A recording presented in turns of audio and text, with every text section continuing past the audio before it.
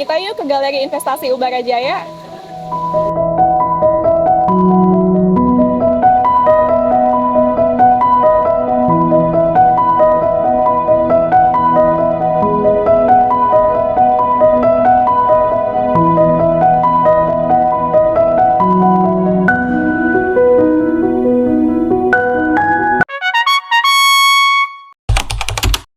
Selamat sore Kak, perkenalkan saya Agnes Kartika. Saya ingin izin untuk mewawancarai untuk tugas. Kita ada tugas investasi.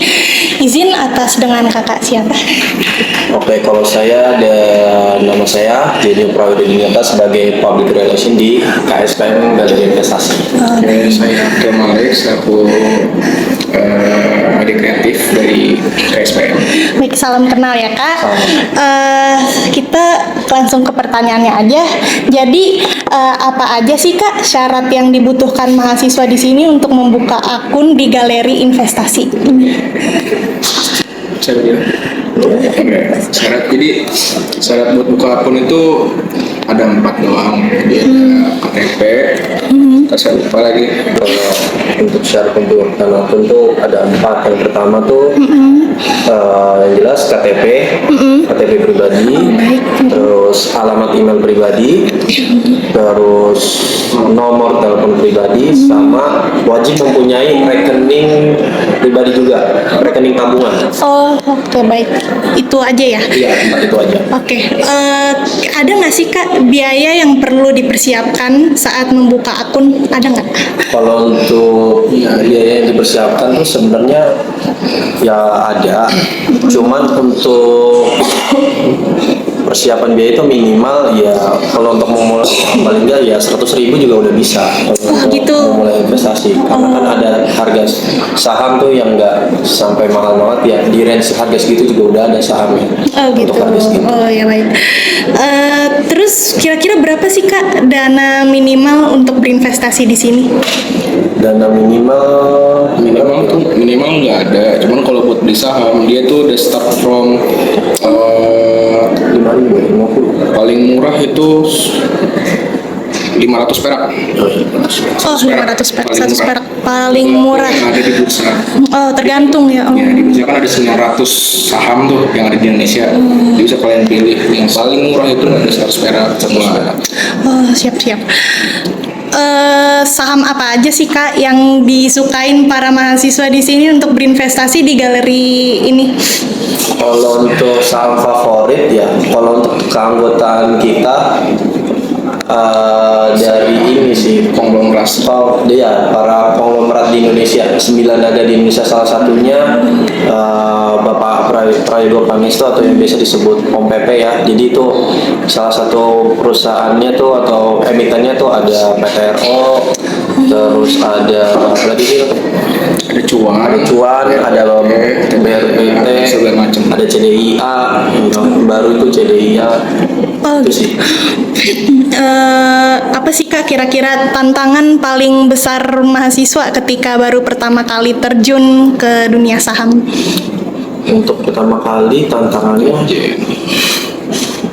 yang pasti dia masih kebingungan ya, maksudnya Iya kebingungan sih. memilih saham yang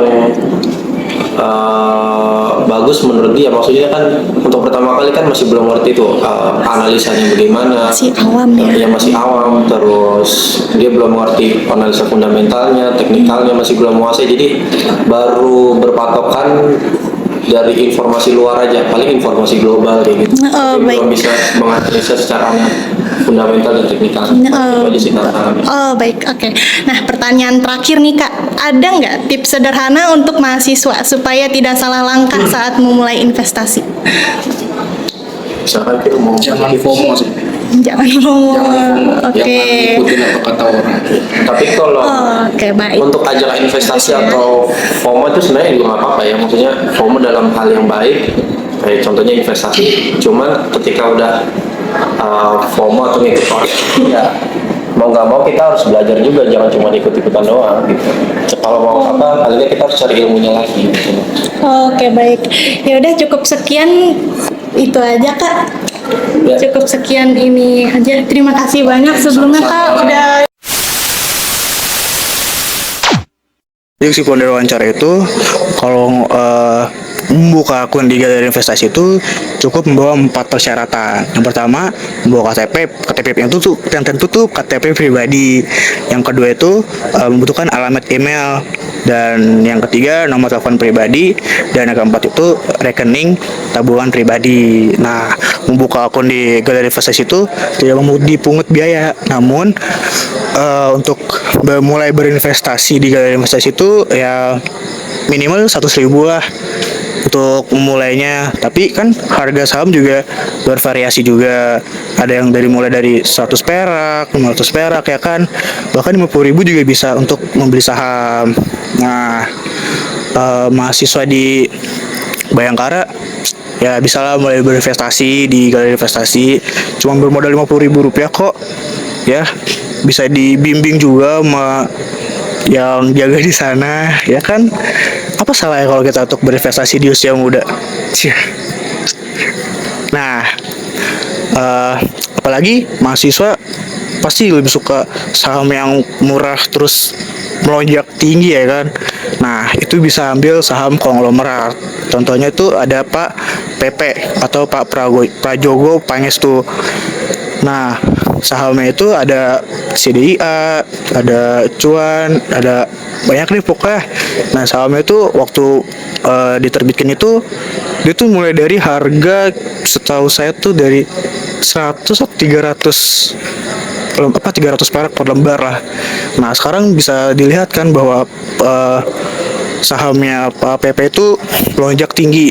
Lagi CDIA kan waktu awal IPO itu pasti wah ramai banget, dari harga kecil sekarang udah tinggi gitu harganya. Nah, jadi apa salahnya kalau kita itu untuk memulai berinvestasi di usia muda? Untuk kalian para mahasiswa yang ingin bermulai berinvestasi, syarat yang pertama itu jangan ngikutin kata teman, apalagi FOMO, dan jangan beli di saat harganya tinggi. Dimana harga tinggi itu pasti bakalan beresiko sekali untuk terjun ke bawahnya. Untuk kalian para Gen Z, lo semua nggak keren kalau lo nggak berinvestasi di galeri investasi Universitas Bayangkara Jakarta Raya.